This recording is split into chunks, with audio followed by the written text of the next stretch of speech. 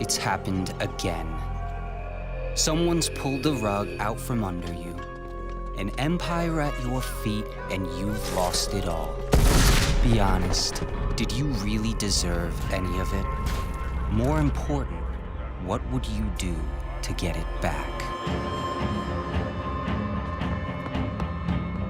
Careful, there's always a price to pay. What you decide will ripple across the years. Blood in the gutters and corruption on the wind. It'll be fun watching this unfold. What will you do with the power I've given you?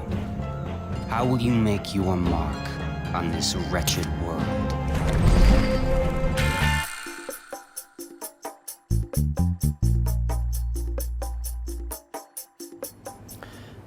For me, I was just really excited about extending the Empire of the Isles. So from the minute we finished Dishonored 1, I was thinking about what could we do with Dishonored 2.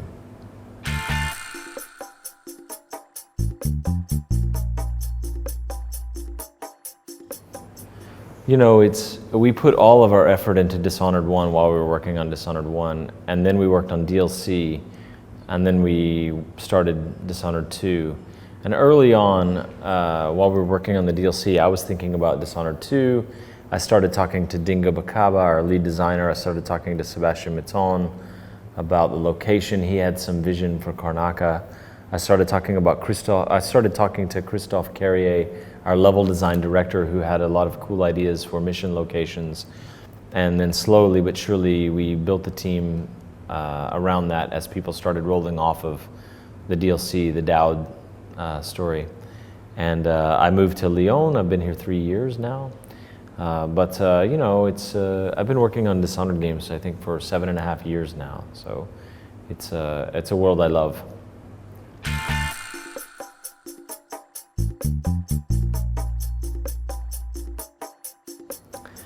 You know, every time you make a game, especially if it's ambitious, there are 100 bumps in the road for sure.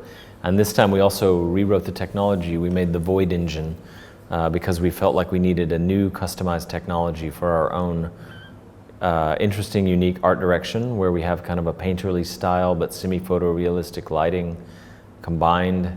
And we also have scenes that can go from characters in an animation playing dice or fishing or talking to each other, and you break a bottle and they hear it and they break out smoothly. They transition into AI behaviors, talking to each other.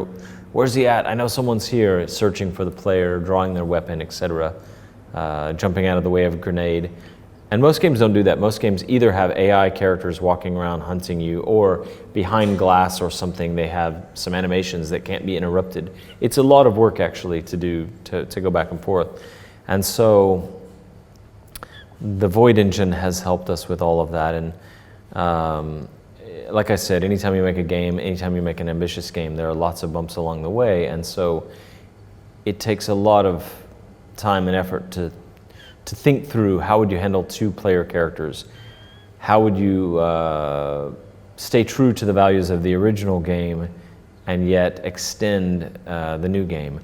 And in our case, it's a better renderer, it's a 2nd-player character.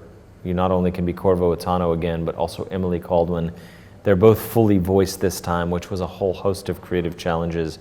Emily has all her own new powers. The powers aren't just buy them and upgrade them now, it's buy and upgrade in many different ways according to trees. There's a new location. We knew Dunwall very well. So you start the game and end the game in Dunwall, which is familiar, but you go to Karnaca for most of the game, a new city, the jewel of the south, and the southern edge of the known world. And so we had to devise huge elements of the new culture, including the music, the food, the way that people interact. And so, yes, there were many challenges along the way.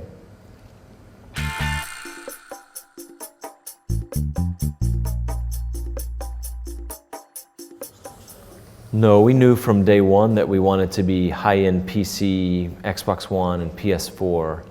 And in the middle of the project, one thing we did was we made the definitive edition so that we could take Dishonored 1 and the DLC and release them on the Xbox One and the PlayStation 4. And we're very happy that the game lives on in that way. Because the PC people already had that. They could already run the Game of the Year version with the high-res textures. It runs at 60 frames a second. And the game could live on. If you want to play Dishonored 1, it's still very much a viable game because the gameplay is very good, the world is very rich, and the art style does not get dated because it's it's this painterly style. And but now we have that also for the PS1 and the PS4 and the Xbox One through the definitive edition. And so players who want to get ready for Dishonored 2 could play Dishonored 1. I like that. Otherwise, when you transition consoles, your game kind of fades away. So if you have something like the definitive edition of Dishonored, the game can live for another 10 years. New players can discover it. I'm really happy about that. Because more than anything, Dishonored was a labor of love for us at Arcane. And so, yeah, Dishonored 2 is aimed at Xbox One, PS4, and PC.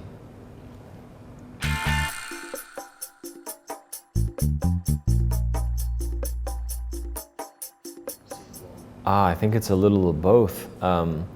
Those of us at Arcane, I've been at Arcane 8 years, and Arcane's been around 17 years, and before I got there, they worked on Arx Fatalis and Dark Messiah, and then they had some canceled projects like The Crossing or LMNO, and so I felt like when I started with Arcane, I was a bit on the ropes as a developer. I had gone through a lot, and for different reasons, they felt similarly, Rafael Colantonio and the other founders of Arcane. And so Dishonored was a great shot in the arm for us. The fan response, the players loving it, players making cosplay, fiction, little short films, doing art for it, just fantastic for us, just really reinvigorated us. At the same time, it's terrifying because the possibility of disappointing people who are really invested in your world, they really want your world to be good, they want the game to be good, and we're confident that it will be. We're very excited about Dishonored 2. But the pressure up front at the start of the project was very high.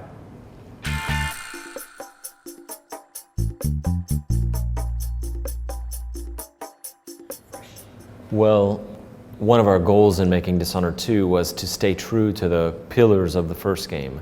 The fact that it's non-linear levels, you have many different pathways through the levels, and the levels are rich. They feel like someone lives there. There's a sense of environmental storytelling. There's a sense of history. You can choose your powers and upgrade them different ways. Nobody can have all the powers. We have a ruin economy. You can play with stealth. You can play with combat. You can go mobile. You can, possess a fish and swim in the sewer tunnel to get into the building. There are many different pathways, right? And so we wanted to bring that back, but also we wanted to extend it all. So we added the second character. We added a whole set of new powers. We let the levels go more vertical now. And then on top of that, the big addition that we added was that each mission now is a classic Dishonored mission.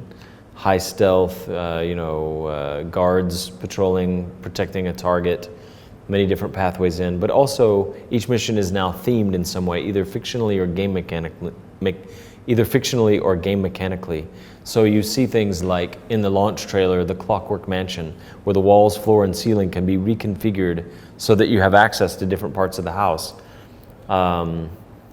That's the example of game mechanically theming that mission. So it adds a completely new layer.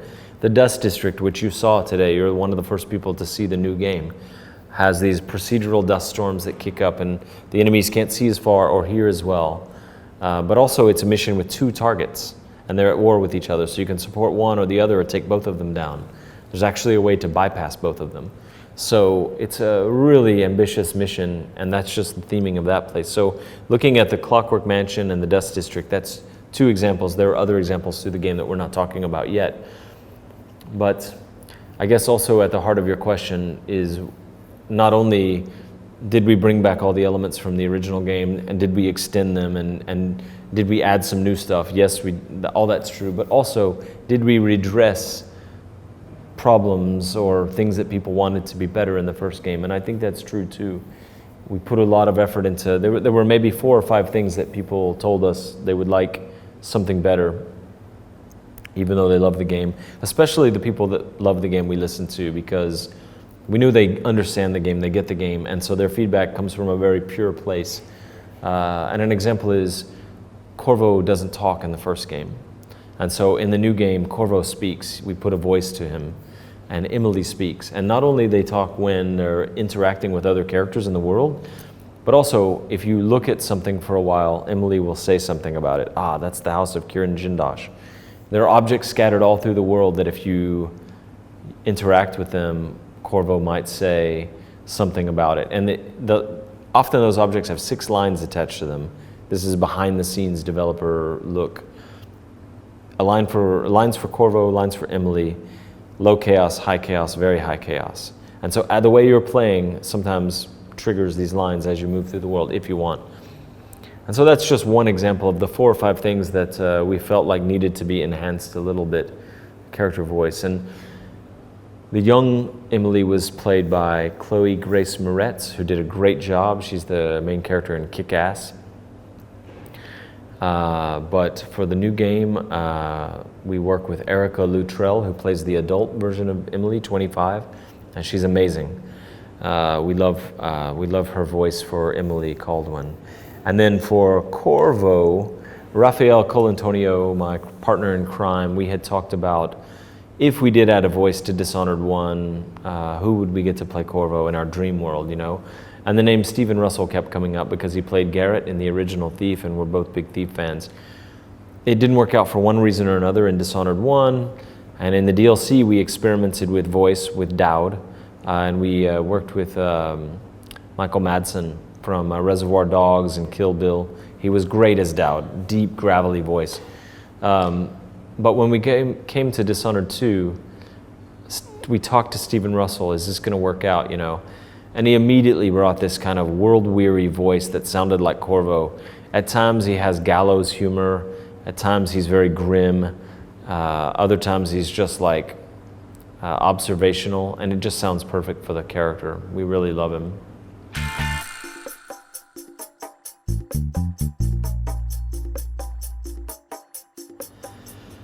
Yeah, I think so, although they probably don't know it, you know, like we read many people's commentaries online. We looked at many of their fan art pieces and their stories and what they thought would be a good direction or what they expected, the questions they wanted answered. So definitely we were influenced by all of that.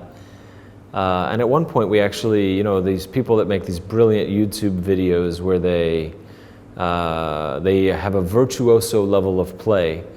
We brought one of them in to play Dishonored 2 and tell us about the controls and how they felt.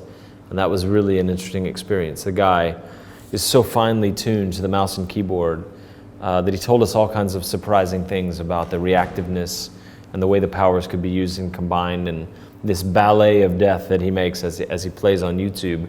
And it was really, we swore him to secrecy and brought him in and let him play. And then we made changes based on you know what he said. So yes, we're influenced by all kinds of things like that.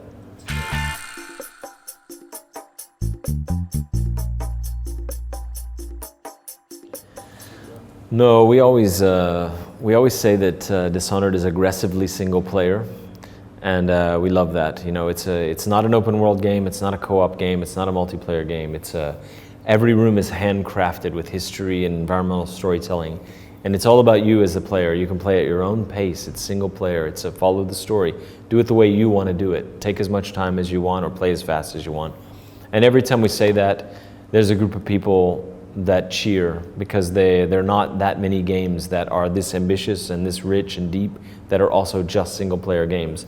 And so we constantly hear back from our fans who love the single player games. They love Deus Ex, BioShock, Gone Home, Far Cry 2, Dishonored, you know, they're fans of those kinds of games.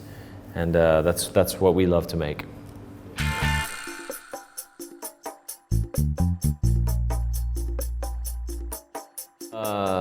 Since the game starts and ends in Dunwall, the first and last mission are in Dunwall, and you get to see these familiar places, and It's not, the rat plague is long past, but for most of the game you go down to Karnaca, which has a bloodfly infestation problem.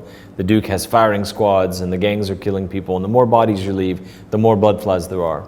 And if you leave a corpse on the ground and some bloodflies find it, they lay eggs in it and more bloodflies hatch. So we do have bloodflies this time and infestations along the way. And once in a while you'll also see rats. Corvo has rat swarm if nothing else, and they devour bodies just like before. So I think people are going to have fun playing with the bloodfly in ecology. But rats do make an appearance here and there, even though there's not a rat plague. And the game comes out in 11/11/16. The game comes out on 11/11/16, so November 11th.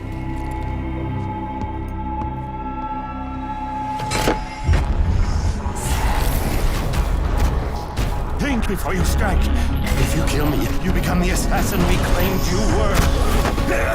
You become one of us!